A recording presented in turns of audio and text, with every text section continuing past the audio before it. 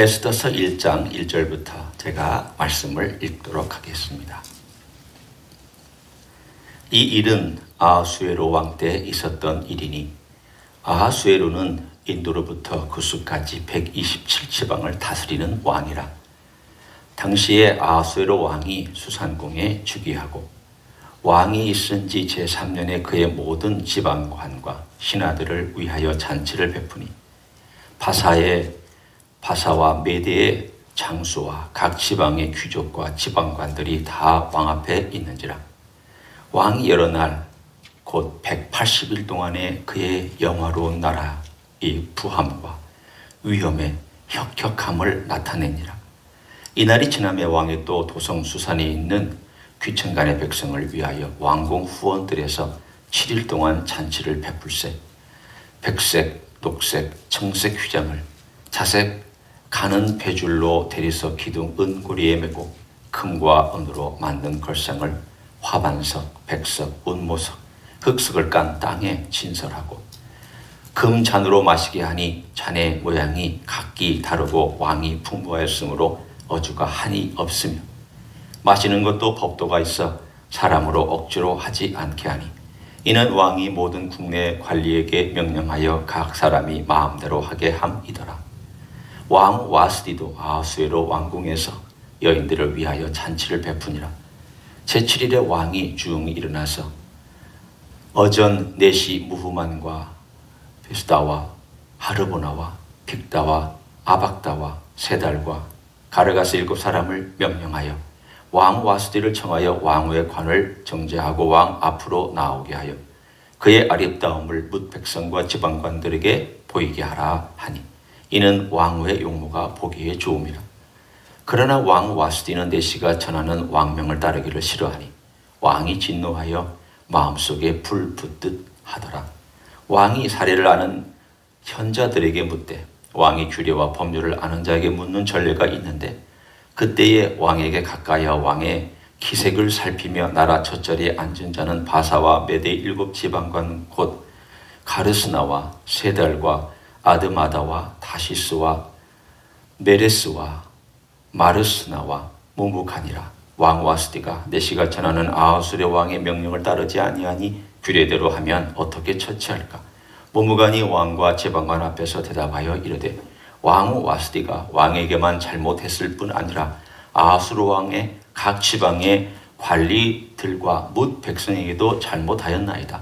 아하수르 왕이 명령하여 왕 와스디를 청하여도 오지 아니하였다 하는 왕후의 행위의 소문이 모든 여인들에게 전파되면 그들도 그들의 남편을 멸시할 것인즉 오늘이라도 바사와 메대의 귀부인들이 왕후의 행위를 듣고 왕의 모든 지방관들에게 그렇게 말하려니 멸시와 분노가 많이 일어나리이다. 왕이 만일 좋게 여기실진대 와스디가 다시는 왕 앞에 오지 못하게 하는 조서를 내리되 바사와 메대의 법률에 기록하여 변개함이 없게 하고 그 왕후의 자리를 그보다 나은 사람에게 주소서. 왕의 조서가 이 광대한 전국에 반포되면 귀천을 막론하고 모든 여인들이 그들의 남편을 존경하리이다 하니라. 왕과 지방관들이 그 말을 옳게 여긴지라. 왕이 무무간의 말대로 행하여 각 지방 각 백성의 문자와 언어로 모든 지방의 조서를 내려 이르기를 남편이 자기의 집을 주관하게 하고 자기 민족의 언어로 말하게 하라 하였더라. 아멘. 여러분이 알고 있는 이 불임절, 프림이라고 하는 이 절기가 바로 이 에스더서에서부터 시작된 절기임을 어렴풋이 여러분은 아실 것입니다. 언젠가 저희가 한번 몇 년 전에 유대인들이 사는 동네에 뭔가를 사러 갔다가 가게들이 다 닫혀 있는 것을 본 적이 있습니다. 그때가 2월 말쯤 되었었습니다. 불임절은 보통 2월 말, 3월 초에 있는 절기인데 올해만큼은 3월 16일 그리고 3월 17일에 있습니다. 그들이 원력을 따라서 이렇게 자기 절기대로 지키기 때문에 날짜가 그렇게 약간의 변동이 있습니다. 그 불임절은 흩어진 유대인들에게는 참 의미 있는 절기입니다. 사실은 모세 율법에 지키라고 한 절기가 아니었습니다. 이 절기는 유독 역사상의 한참 후반부에, 그것도 480년경 주전, 예수님 오시기 전 한 480년 전에 그냥 이 사건을 통해서 생겨난 절기이지, 모세가 명령하고 하나님께서 절기를 지켜라 한 그런 절기가 아니었습니다. 그럼에도 불구하고 그들에게는 이 절기가 대단한 절기로 지금까지도 한 400년이 넘는 시간 동안 꾸준히 지켜오고 있습니다. 이날은 축제의 날입니다. 유대인들은 이날 하여튼 1년에 먹을 수 있는 가장 맛있는 음식을 제일 많이 먹는, 그야말로 절제하지 않는 날이고, 또 이때는 가난한 자에게 선물도 주고 친구들끼리 선물을 주고받는 날입니다. 그런 의미에서 이들은 그냥 축하하고 즐기고 그리고 기뻐하고 누리는 그러한 이틀의 기간의 절기를 갖는 그날이 불임절입니다. 그러나 그 기쁨 이전에 이것이 얼마나 힘든 과정을 거쳐서 그 기쁨이 되었는가라고 하는 그 이야기를 우리 에스더서가 우리에게 전해줍니다. 2600년 동안 그들이 바벨론에 의해서 포로로 잡혀간 이후로 고생이 많았습니다. 우리 민족과 많이 비교하죠. 그러면서 우리 대한민국만큼이나 고생이 많은 민족이다. 그러나 대한민국만큼이나 라고 하는 말에는 어폐가 있습니다. 왜냐하면 우리는 이 땅에서 쫓겨난 적은 없습니다. 따라서 그들의 길과 그들의 살아왔던 삶이 더 어렵습니다. 더 고통스러웠습니다. 디아스포라는 말이 그때부터 생겨났고 페르시아 전체에 퍼져나갔습니다. 우리가 지난 몇 주에 걸쳐서 히스기야 왕 때, 요시야 왕 때 어떻게 하나님의 말씀에 따라 계획을 하려고 했으나 결국은 망할 수밖에 없었던 그 민족이 결국은 온 천지 사방에 흩어질 수밖에 없었는가. 그리고 70년이 지난 다음에 돌아오라고 명령을 했지만 여전히 5만 명이 잡혀갔다가 5만 명만 돌아오고 나머지 한 4분의 3 정도는 여전히 돌아오지 않은 채로 남아 있었는가. 그 이야기를 우리들에게 이 에스더서는 살짝 보여주면서 하나님의 역사를 우리들에게 보여주고 있습니다. 유대인들 고생 많았습니다. 예수님 오시기 전에는 그들이 흩어져 있는 전 제국, 그 다음에는 헬라 제국, 그 다음에는 로마 제국, 유일신을 섬긴다는 것 때문에 멸시받고 오히려 왕따를 당했습니다. 쫓겨났습니다. 핍박 많이 받았습니다. 죽임당했습니다. 그리고 예수님이 온 다음에는 예수님을 배척했다는 이유로 유럽에서 배척 많이 받았습니다. 많이 죽었습니다. 쫓겨다녔습니다. 초대 교부들, 유대인들 싫어했습니다. 중세 교부들 싫어했습니다. 심지어는 종교개혁가들, 마틴 루터, 칼빈, 유대인들 싫어했습니다. 심지어는 마틴 루터는 유대인들은 없어져야 될 종족이라고 공공연하게 얘기할 정도였습니다.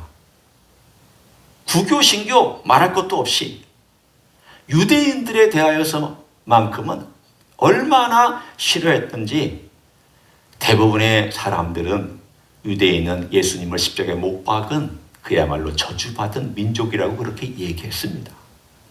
이래저래 예수님 오시기 전에는 그들이 하나님 유신을 섬긴다는 것과 그들의 가지고 있는 독특한 것 때문에 핍박받고, 예수님 오신 이후에는 그것과 더불어서 예수님을 십자가에 못 박았다고 하는 것 때문에 핍박받고, 지난 2600년 동안 디아스포라로 살아왔던 유대인들에게 가졌던 그 십자가라고 하는 무거운 짐은 이루 말할 수가 없습니다. 유대인들이 똑똑하죠. 그래서 그 지방에 가면은 그 지방에 있는 경제적인 부분들을 책임지고 일을 해줍니다. 그런데 시간이 지나면서 100년, 200년, 300년, 400년이 되면 그 지역에 영향력이 있는 재정과 경제를 주관하는 사람들이 되니까 거기 있는 원래 사람들이 위협을 느껴서 그들을 쫓아냅니다. 다 재산 빼앗고 죽이고, 그래서 그들은 또 쫓겨나서 유럽 전체를 돌아다녔습니다. 스페인에서 핍박하면 저 우크라이나로 갔다가, 우크라이나에서 핍박하면 또 다른 데로 갔다가, 이렇게 떠돌이 생활을 하기까지 지난 2600년의 그 시간의 이야기 속에서, 환경 속에서 오늘 에스더서는 그 첫 출발을, 그 이야기가 어떻게 해서 출발됐고 어떻게 해서 한 시대에 일어났는가라는 것을 우리들에게 보여주고 있습니다. 하나님은 그 가운데 살아계셨습니까? 역사하셨습니까? 이 질문을 합니다. 고난 가운데 하나님은 자기 백성을 돌보셨습니까? 라는 질문을 합니다. 그러면 이 질문은 똑같이 우리에게도 역시 옵니다. 유대인이 하나님의 백성이라면 우리 또한 하나님의 백성인데, 이 하나님의 백성을 하나님께서는 돌보시는가? 전쟁 중에도 돌보시는가? 우크라이나와 같은 사태와 전쟁 가운데도 하나님은 자기 백성을 돌보시는가? 앞으로 어떤 일들이 일어날지 모르는 세계의 어려운 환경 속에서 하나님은 자기 백성을 돌보시는가? 이 질문 앞에 이 에스더서는 조용히 우리들에게 한 가지씩 말하기 시작합니다. 오늘 이야기는 483년 주전 483년에 일어났던 일입니다. 이때 아하수에로 왕은 오늘 본문에 있는 것처럼 인도로부터 시작해서 애굽과 그리고 소아시아 전체, 그리고 유럽의 북쪽 땅, 마게도니아 일부 땅을 다 점령해서 우리가 흔히 말하는 전 세계를 아우르는 대제국이 되었습니다. 그러니 얼마나 뽐낼만 합니까? 127개 도라고 얘기했는데 그 127개 전체에 있는 그 사람들을 다 자기가 왕이 즉위한 다음 몇 년이 안 돼서 모았습니다. 그 멀리서부터 온 사람, 가까이에서 온 사람, 온갖 종류의 옷과 온갖 종류의 피부색과 온갖 종류의 단장을 한 사람들이 각기 다른 나라에서 각기 다른 대륙에서 건너와서 그 왕궁의 관리로서 참여를 했습니다. 우리가 오늘 본문에 3, 6, 18, 180일 6개월 동안 잔치했습니다. 생각해 보십시오. 우리는 한 끼 잔치하는 것도 힘들어합니다. 하루 잔치하는 것도 힘들어합니다. 물론 신하들이나 종들이 다 준비한 것이지만 6개월 동안 잔치를 했으면 얼마나 많은 비용과 얼마나 많은 인력과 얼마나 많은 것들이 동원이 되었겠습니까? 상상을 초월합니다. 이건 혹시 가짜 아닐까라고 얘기할 정도입니다.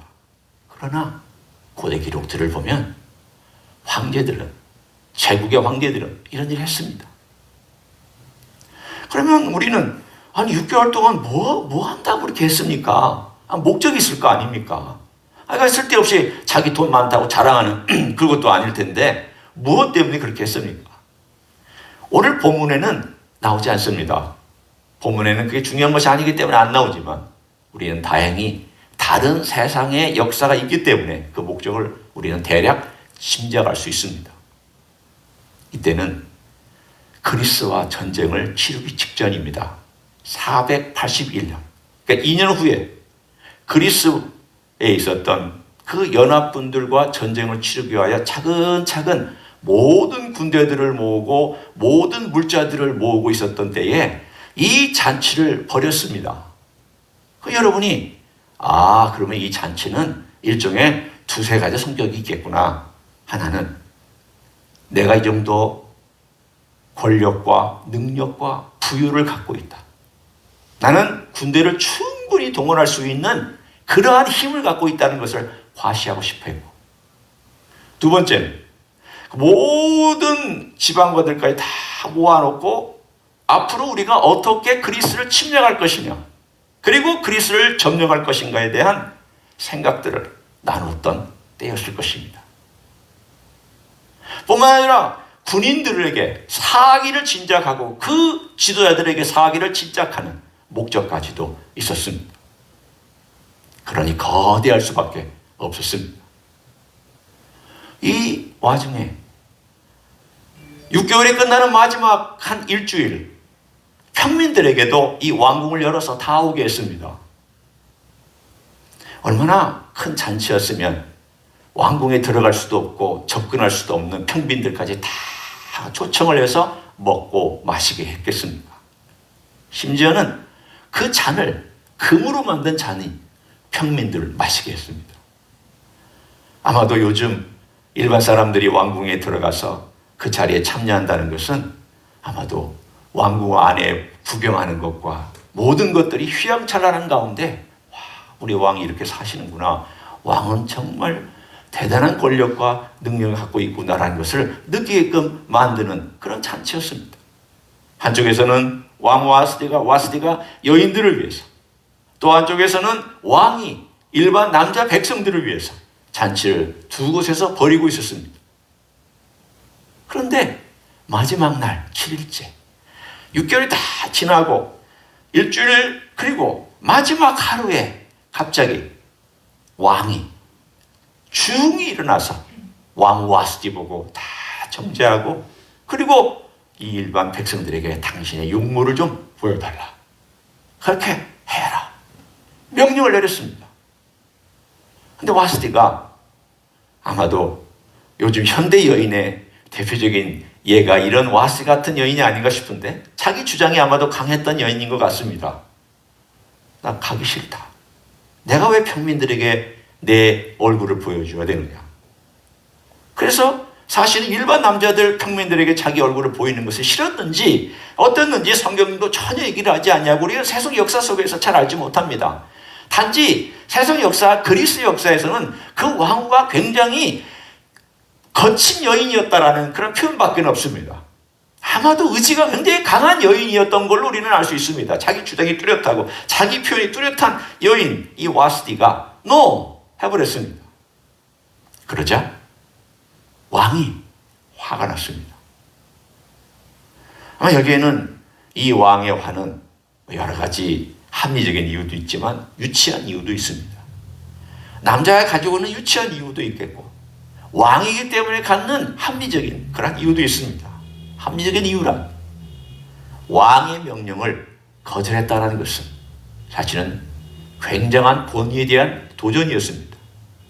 뿐만 아니라 이 권위는 어디에 지금 적용되어야 되는가, 앞으로 우리가 전쟁을 해야 될 가운데 왕의 명령과 왕이 가지고 있는 이 권위라고 하는 것은 절대적인 것이어야만 했습니다. 그 시대의 황제로서. 그런데 그걸 왕과 무시했다는 것이 사실은 자존심을 건드린 대단한 사건이 되고 말았습니다. 그래서 거기에 있는 지혜로운 현자들에게 물어봤더니 현자들은 거기다 거들떠서 왕이 그렇게 행하신 것을 왕후가 거절했기 때문에 우리도 위협당하고 전 페르시아 제국도 사실은 남자의 권위와 가장의 권위가 위협당할 위험에 놓여 있습니다라고 하면서 그냥 거들어서, 참으로 어떻게 생각하면 우연한 일들이 꼬이고 꼬여서 이 왕후를 폐위하는 결과를 낳고 말았습니다. 참 왕의 허영심, 과시욕, 자랑하고 싶은 마음, 거기다 신하들이 거기다가 거들뜨고 등등이 어떻게 생각하면 스토리가 지금 이거 남자 중심의 스토리에다, 어떻게 생각하면 대단히 유치한 발상들에다, 우리가 보기에는 이건 도대체 무슨 일이 앞으로 벌어지려고 그러는가, 뒤를 모르는 그런 이야기 속에서 우리는 일장을 읽으면 그렇게 반응을 보일 것입니다. 아마 여성들의 입장에서는 더 웃기는 이야기처럼 들릴 수도 있겠습니다. 자, 우리는 이런 세속적이고 하나님 백성과 아무런 관련이 없이 보이는 이 사건들, 연속되는 사건들 속에서 과연 하나님은 역사하고 계십니까? 에스더는 1장부터 읽는 사람들에게 이 질문을 던집니다. 하나님 안 나옵니다. 심지어는 에스더 전체를 통해서 하나님의 이름과 명칭이 한 번도 등장하지 않습니다. 특이합니다. 어떨 때는 이 에스더의 저자가 의도적으로 그렇게 했나?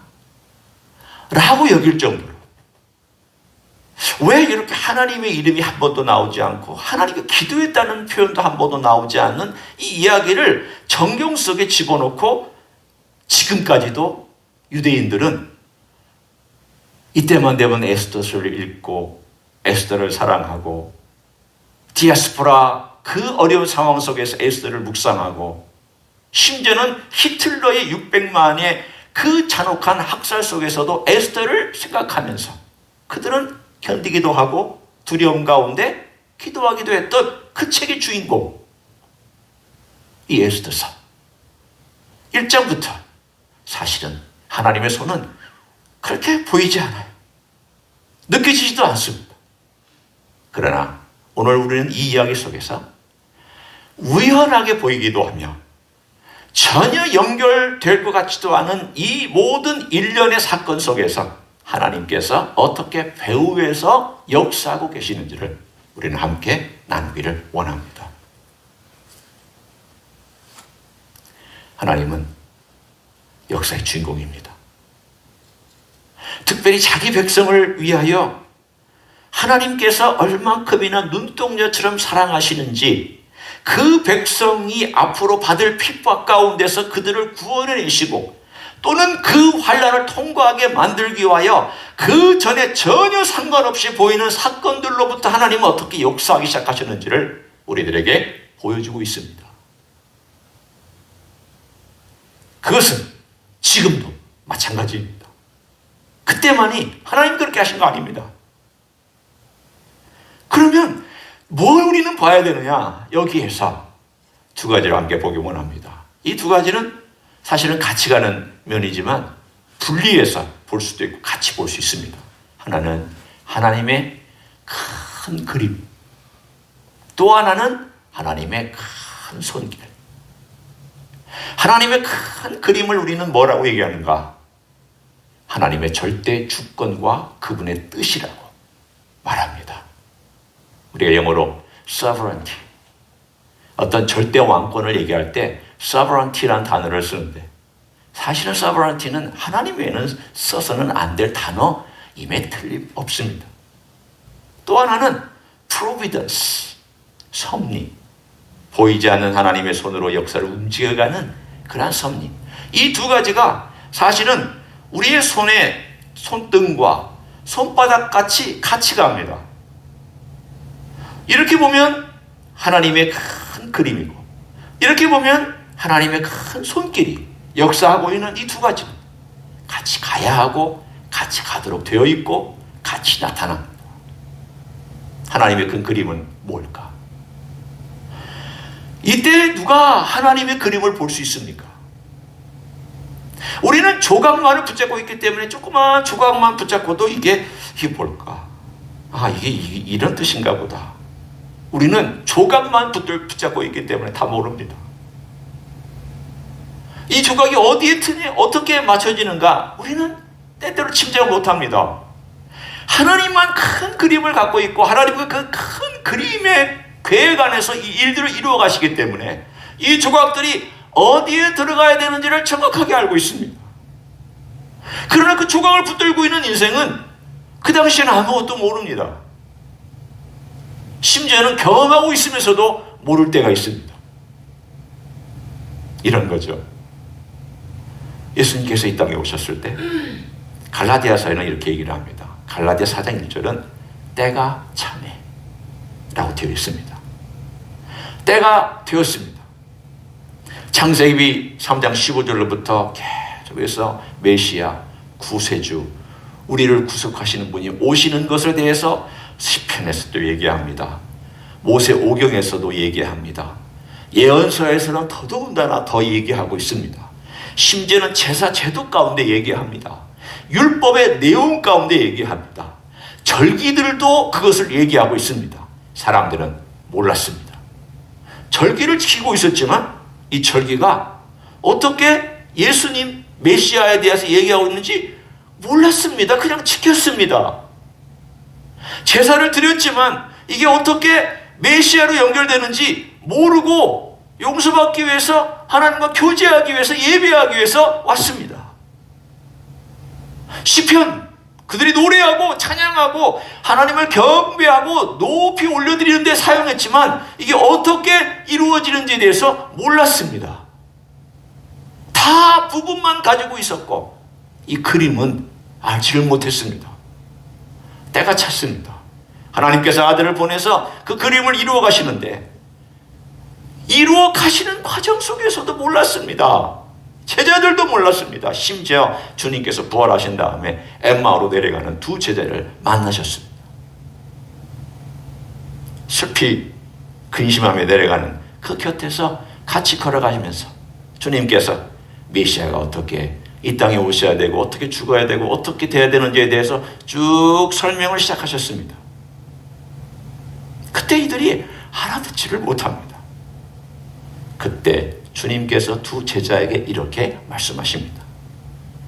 미련한 자요, 미련한 자들아. 저는 거기서 우리의 모습을 봅니다. 저의 모습을 봅니다. 아, 우리는 때가 차서 예수님이 오신 것도 모르지만 예수님이 부활하신 다음에도 하루가 다 지나는 시간이 됐음에도 불구하고 곁에 계시는 주님도 못 알아보고 있는 이 미련한 인생이구나. 아니, 조각을 붙들고 그 조각을 붙들고 이 조각이 뭔지도 모를 뿐만 아니라 이 조각보다 큰 그림을 보여줘도 이게 여기 들어가나 안 들어가나도 의심하고 있는 그런 어리석은 인생이 바로 우리입니다. 주님은 그런 미련한 우리를 아십니다. 여러분, 저나 여러분이나 얼마나 미련합니까? 여러분, 미련하다고 해서 참 죄송하지만 미련합니다. 모릅니다. 하나님의 큰 그림 어떻게 압니까? 때가 돼도 모르는데 한참 지나고 나서야 그때 그런 뜻이었나 보다. 하나님의 그림은 그 정도로 크고 그 정도로 은밀하기도 하고 그 정도로 규모가 방대하기 때문에 우리는 다 알지 못합니다. 그럼 어떻게 하라는 겁니까? 한 가지 해야죠. 미련하지만 할 수 있는 것은 있습니다. 신뢰하는 건 할 수 있습니다. 들으려고 하는 건 할 수 있습니다. 주님, 미련하기 때문에 들려주십시오. 가르쳐 주십시오. 제가 어떻게 이 상황들을 다 압니까? 아무리 말씀해 주셔도 모릅니다. 그러나 제가 배울 마음은 가지고 있사오니 들려주십시오. 주님의 계획이 뭔지 제가 그 현장에 있을 때만큼은 깨닫게 도와주십시오. 우리의 기도가 되어야 합니다. 두 번째는 이 모든 그림을 이끌어 가신 하나님의 큰 손을 우리는 느끼기를 원합니다. 아직 1장에서는 하나님의 큰 손이 어떻게 역사하는지 백성들도 전혀 모르고 있습니다. 발단이니까, 출발된 시점이니까 모릅니다. 그러나 하나님의 손은 계속해서 발단 가운데 이것이 어떻게 발전해서 그 다음 단계로 나아가고 그 다음에 갈등과 위기 상황 가운데서 어떻게 하나님의 백성이 그 상황에서 하나님이 역사하시는가 보다. 나중에 되면 에스더와 모르드게가 그것을 느끼기 시작하기 하는 장면이 등장할 것입니다. 하나님의 손이 움직이는 것이 느껴질 때가 있습니다.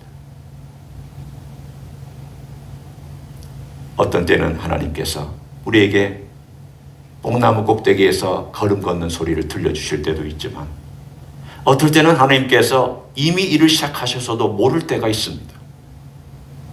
그러나 우리는 하나님 아버지 앞에 맡겨드리면서 하나님의 큰 계획 가운데 저의 고난과 아픔과 눈물이 들어있다면 주님 사용해 주십시오. 그리고 이 아픔과 고난과 눈물과 제 삶의 이런 과정들을 주님께서 사용하셔서 주의 목적을 이루어 주십시오. 그러나 저는 그 과정 가운데서 주님을 배우기를 원하고 주의 뜻을 경험해 보기를 원합니다. 주님의 큰 손길이 역사할 때 제가 그 손길을 느끼지 못하고 어리석어서 그냥 지나치는 일이 없도록 민감한 마음과 민감한 영혼과 민감한 생각을 주십시오. 우리 주님은 심지어 악조차도 사용하시는 분인데 제가 그 악의 현장에 있을 때에 그 악 때문에 압도당하지 않도록 도와주십시오. 생각해 보십시오. 십자가는 가장 극악한 일입니다. 하나님 가장 극악한 십자가 사용하셨습니다. 하나님의 목적을 위하여, 그 그림을 위하여, 그리고 하나님의 나라라고 하는 큰 그림을 위하여 하나님께서 십자가 사용하셨습니다. 예수님 십자가에 못 박는 악도 허용하셨습니다. 하나님께서 그거 의도하셨습니다. 인간의 죄가 지불하게 하셨습니다. 하나님의 섭리는 상상을 초월합니다. 그렇다면 하나님께서 이 어지러운 세상에서 앞으로 어떤 일들을 행하실까? 우리는 미련하기 때문에 모르지만 하나님께 기도하면서 신뢰하고 깨어 있을 수는 있습니다. 우크라이나 사태가 일어나서 우리는 걱정합니다. 이 전쟁이 앞으로 어디로 불똥이 튈지 모릅니다. 그것이 다른 유럽 국가로 튈지, 이스라엘과 이란의 전쟁으로 튈지, 대만과 중국의 전쟁으로 튈지, 북한과 우리 대한민국의 전쟁으로 튈지, 아니면 이대로 조용히 가라앉을지 우리는 다 알지를 못합니다. 하지만 이럴 수 있습니다. 이 전쟁이 오늘 1장에 나와 있는 이야기처럼 우리는 전혀 모르는 가운데 어떤 큰 사건의 발단이 될 수도 있습니다.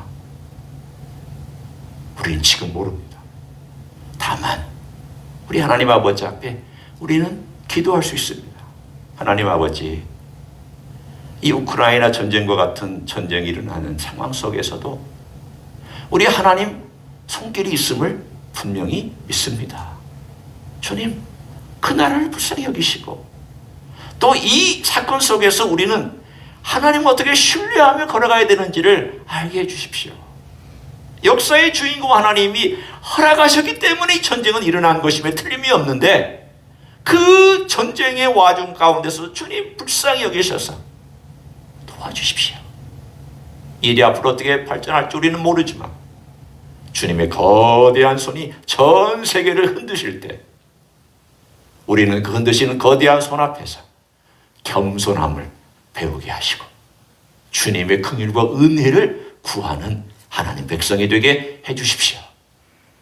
그리고 이 어려운 와중에 주의 복음이 들어갈 수 있는 기회를 주십시오. 흔드실 때에는 공간을 마련하시기 위한 주님의 뜻이 있기 때문에 흔드실 때에는 하나님께서 인간의 그 앉아는 지대를 흔드시고 인간의 마음에 뚫고 들어가시고자 하는 하나님의 뜻이 있기 때문에 하나님, 이 교회에 주께로 돌아온 많은 역사 있게 해달라고 기도하기 원합니다. 하나님의 두 가지를 생각하십시오. 하나님의 큰 그림과 하나님의 큰 손을 우리는 오늘도 신뢰하며 주께서 이루실 그 나라가 올 때까지 우리 주님 앞에 우리는 겸손히 나아가는 그런 하루하루가 되시기를 예수님의 이름으로 간절히 축원합니다. 기도하겠습니다. 이 시간 동성으로 기도하기를 원합니다. 우리는 하나님의 큰 그림 잘 모릅니다. 하나님의 손길도 우리는 잘 느끼지 못할 때가 많습니다. 그러나 하나님은 일하시는 하나님이십니다. 어떤 때 뽕나무 꼭대기에서 걸음 걷는 소리를 들려주시면서 따라오라고 말씀하실 때도 있지만 어떤 때는 우리가 모르는 가운데 일하실 때도 있습니다. 모든 것이 다 주님께서 그분의 거대한 뜻과 섬세한 계획과 그리고 그 일을 이루어 가시는 큰 손과 모든 능력의 손길이 특별히 하나님 백성을 중심으로 일어나고 있음을 우리는 알고 있습니다. 그 일을 이루어 달라고, 그리고 우리를 보호하시며 인도해 달라고, 특별히 우리의 가정과 또 우리의 터전과 우리 교회를 주님께서 보호해 달라고 이 시간 다 같이 통성으로 기도하시겠습니다. 하나님 아버지 감사합니다. 주님의 거대한 손, 주님의 거대한 목적과 주님의 거대한 그림, 이 땅 위에서 일어나기를 원합니다. 아버지 하나님이 우리는 다 알지를 못합니다. 다 깨닫지를 못합니다. 어떤 일들이 펼쳐질 줄이는 다 하나님 이해하지 못합니다. 다만 주님께서 이 모든 것 가운데 주이시니 주님께서 허락하셔서 일어나고 있는 이 전쟁의 한 소용돌이 가운데 주여 영혼을 불쌍히 여기시옵소서. 주의 복음이 들어가게 하옵소서. 주님의 은혜가 들어가게 하옵소서. 하나님 생명을 주님께서 보존하여 주시고 주님의 놀라운 뜻이 나타나기를 간절히 간구를 드립니다. 하나님 아버지여, 이러한 모든 것들 속에서 하나님 어떤 말단들이 어떻게 발전할지 저희는 모르지만 우리 하나님의 선하신 손길을 느끼며 하나님 아버지 하나님의 백성들을 사랑하시고 하나님 백성들을 보호하시고 하나님 백성을 위하여 일하시는 주님의 그 놀라우신 인도하심과 능력을 믿습니다. 하나님 우리의 삶 속에서도 그렇게 주님을 신뢰하며 살아가게 하시고 미련한 의지만 하나님 어리석은 의지만 주님을 신뢰하며 따라갈 수 있는 하나님의 종들이 되게 하여 주시기를 원합니다. 아버지 하나님이여, 그날을 기억하여 주시고 하나님 우리 개인과 사업과 가정과 이 교회를 기억하여 주사 보호하여 주시옵소서. 감사를 드립니다. 하나님 아버지, 하나님 백성을 주께서 사랑하시기 때문에 우리가 전혀 알지 못하는 장소와 시간과 사람들과 방법을 동원하여 일하시고 계심을 믿고 감사드립니다. 너무 크고 너무 정확하고 너무 섬세해서 우리는 감히 깨닫지 못합니다. 때가 되어도 알지 못할 때도 있습니다. 그러나 우리 하나님은 살아계셔서 지금도 일하고 계심을 믿습니다.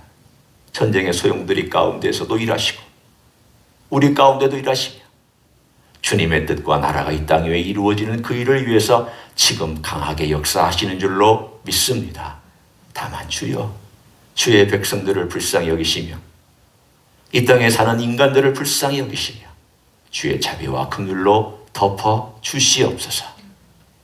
이제는 우리 구주 예수 그리스도의 은혜와 하나님 아버지의 극진하신 사랑과 성령 하나님 교통하심의 역사가 우리 주님의 큰 손과 우리 주님의 큰 그림을 알지 못하고 깨닫지 못해도 믿고 그런 주님이 나의 주님인 것을 고백하고 오늘도 살아가기를 소원하는 이 자리에 참여한 모든 종들 위에와 주임지 히스교회 위에와 이민교회들과 한국교회들과 선교사님들 위에 이제부터 영원히 함께 하실지어다. 아멘.